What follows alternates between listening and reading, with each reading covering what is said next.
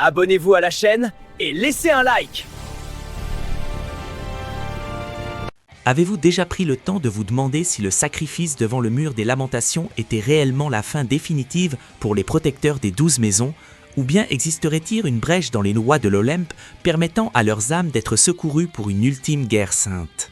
Bonjour chevaliers et amazones, bienvenue sur la chaîne et dans la vidéo d'aujourd'hui, nous allons parler de la possibilité du retour triomphal des Chevaliers d'Or dans la saga de Zeus officielle. Préparez vos cœurs car ce que Masami Kurumada prépare pour mai 2026 promet de changer tout ce que nous savons sur les Chevaliers du Zodiaque. Commentez déjà quel Chevalier d'Or vous aimeriez voir revenir dans cette saga et bien sûr, cliquez sur j'aime, abonnez-vous à la chaîne, activez la cloche et c'est parti pour cette super vidéo. Pour comprendre comment ils peuvent revenir, nous devons d'abord nous rappeler le poids de ce qui s'est passé dans le monde souterrain. Durant la saga d'Hadès, les 12 Chevaliers d'Or ont offert leur vie et leurs âmes pour générer la lumière du soleil au cœur des ténèbres. La destruction du mur des lamentations, théoriquement, scellerait le destin de ces guerriers pour toujours. Cependant, l'univers de Saint Seiya est régi par des ères et des cycles. Avec la fin de Next Dimension, les pièces de l'échiquier sont déplacées pour la confrontation finale contre l'Olympe. La punition imposée à Athéna et ses chevaliers de bronze pour le meurtre d'Hadès a réveillé la colère des dieux olympiens. C'est pourquoi, contrairement à la résurrection temporaire et humiliante proposée par Hadès, le retour dans la saga de Zeus peut provenir d'une nécessité cosmique. Zeus, le seigneur du ciel et souverain suprême de l'Olympe, possède le pouvoir de transcender les lois de la vie et de la mort qui régissent le Meikai. Étant théorisant que Zeus ne soit pas le véritable ennemi de la saga du ciel, mais qu'il s'agisse en réalité d'un autre dieu se faisant passer pour lui, il se pourrait que le vrai Zeus, roi des dieux, aide Athéna de manière cachée et ressuscite secrètement les Chevaliers d'Or. Mu du Bélier, par exemple, n'est pas seulement un réparateur d'armure. En tant que descendant légitime du peuple de Mu, son ligné possède une maîtrise de la psychokinétique et de la téléportation qui le place à un niveau supérieur. Il a été le premier à remarquer que le cosmos peut être étendu au-delà des limites du corps physique. Dans la saga de Zeus, Mu pourrait être l'architecte de la nouvelle défense du sanctuaire, utilisant des techniques de restauration que même les dieux ne croyaient pas possibles pour restaurer les armures d'or qui ont été pulvérisées dans la saga d'Hadès. Aldébaran Doro, souvent sous-estimé, porte la force brute et la résilience de la Terre. Sa mort contre Niobe de Deep a montré que sa loyauté va au-delà du souffle de vie. Dans une possible théorie de retour, Aldébaran représenterait la barrière physique infranchissable contre les anges célestes.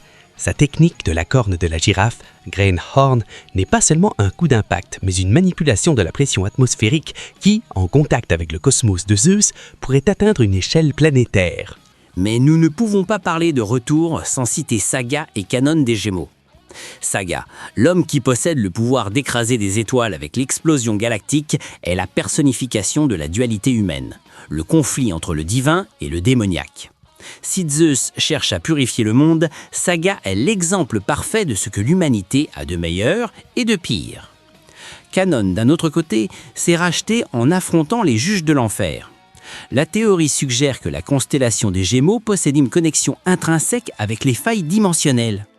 Ils ne reviendraient pas simplement comme des zombies, mais comme des êtres ayant transité par l'espace-temps, apportant peut-être avec eux la connaissance sur la façon de blesser l'essence d'un dieu olympien. Shaka est la pièce maîtresse.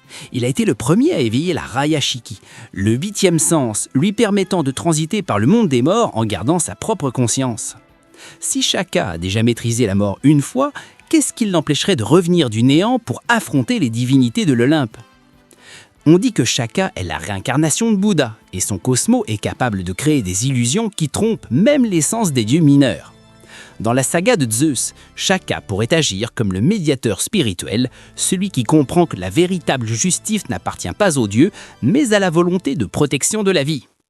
Son trésor mi-ciel, la technique suprême qui supprime les 5 sens, pourrait évoluer vers le 9e sens, la suprême vertu, lui permettant de confronter le pouvoir des dieux à un niveau métaphysique.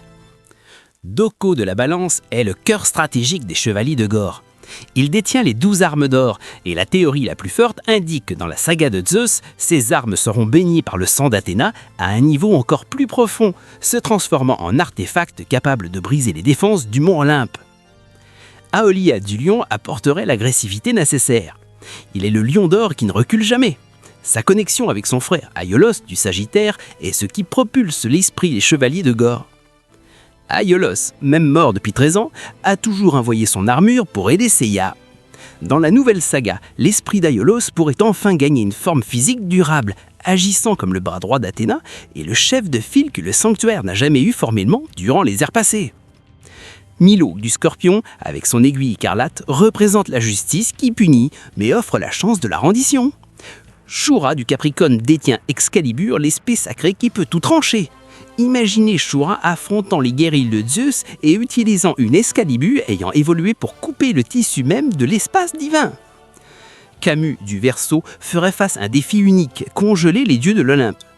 Aphrodite des Poissons et Masque de Mort du Cancer, souvent vus comme des renégats, auraient la chance définitive de montrer que leur loyauté envers Athéna est inébranlable, utilisant le chemin des roses et les cercles de Hadès, les Sekishiki, pour intercepter les légions d'anges qui tenteraient d'envahir la Terre. Mais qui serait le chevalier capable de blesser l'âme d'un dieu ?